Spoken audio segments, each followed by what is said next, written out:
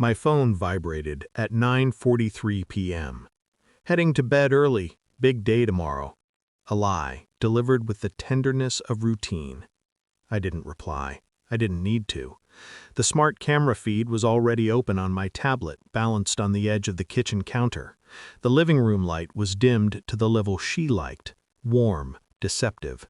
The couch throw was folded too neatly. She never did that unless someone was watching. Then the door opened. Not her. Him. He stepped inside like he belonged there, shoes off, no hesitation. His hand brushed her lower back as if muscle memory had already memorized the path. Something inside me went quiet. Not shattered, not screaming. Quiet. I watched her laugh. I watched her tilt her head in that way she reserved for lies and intimacy. I watched them sit where I had sat an hour earlier, planning a future that had already expired. My reflection stared back at me from the black glass of the tablet, pale, still, unrecognizable. I didn't move, didn't blink. I waited, because when someone shows you who they are, you don't interrupt, you let them finish. The first thing betrayal steals is sound. The room around me lost its weight. The hum of the refrigerator faded. Even my breathing felt borrowed. I stared at the screen as if it might apologize. It didn't.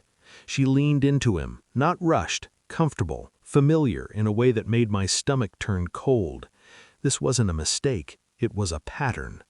I rewound the feed, watched the way she checked the camera indicator light before turning it off, except she missed one. My camera, the one I installed months ago after a break-in down the street, the one she forgot about, the one that watched everything without judgment. I told myself there was an explanation. I told myself this was coincidence, wearing a bad costume. I told myself lies because they were easier than the truth pressing against my ribs.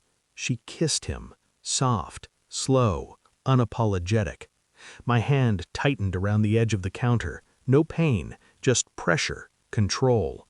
I thought of every late night, every work emergency, every time she'd rolled away from me in bed like sleep was contagious.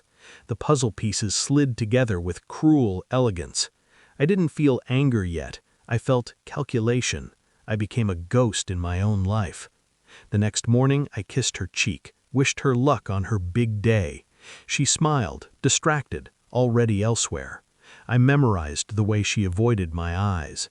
At work, I pulled phone records, shared cloud storage, calendar invites that didn't belong, a second email account hidden behind a grocery list password.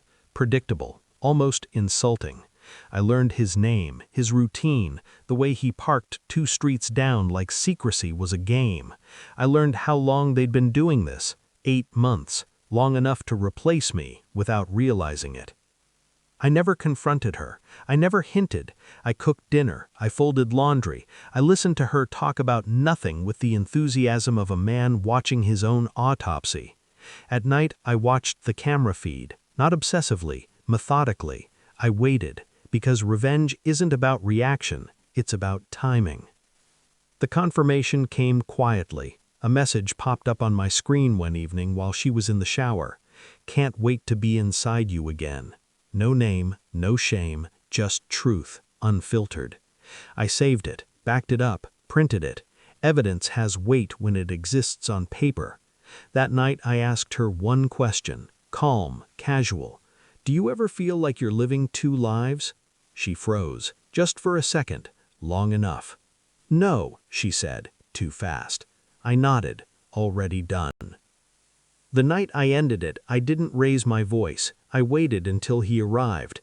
I watched them settle into the lie. The lights dimmed, the wine poured, her laughter lighter than it had been in years. Then I changed the Wi-Fi password. Just like that, the stream cut. I sent a text to an unknown number. New network, new password, look up. The camera reconnected. They both froze, eyes wide, faces draining, staring directly into the lens they'd forgotten existed. I didn't speak. I didn't need to. The truth filled the room like smoke. I watched panic ripple through them, watched him scramble for excuses that didn't exist, watched her mouth form my name without sound. Then I ended the stream. Some moments don't need witnesses. I moved out the next day, left everything that mattered behind, took nothing but clarity. She tried to call, to explain, to rewrite history like it was negotiable. I blocked the number. Silence is a boundary too. Weeks later, I passed the house, lights off, empty. I felt nothing, not relief, not grief, just distance. Betrayal doesn't break you. It teaches you where the edge is, and once you've seen it, you never step back.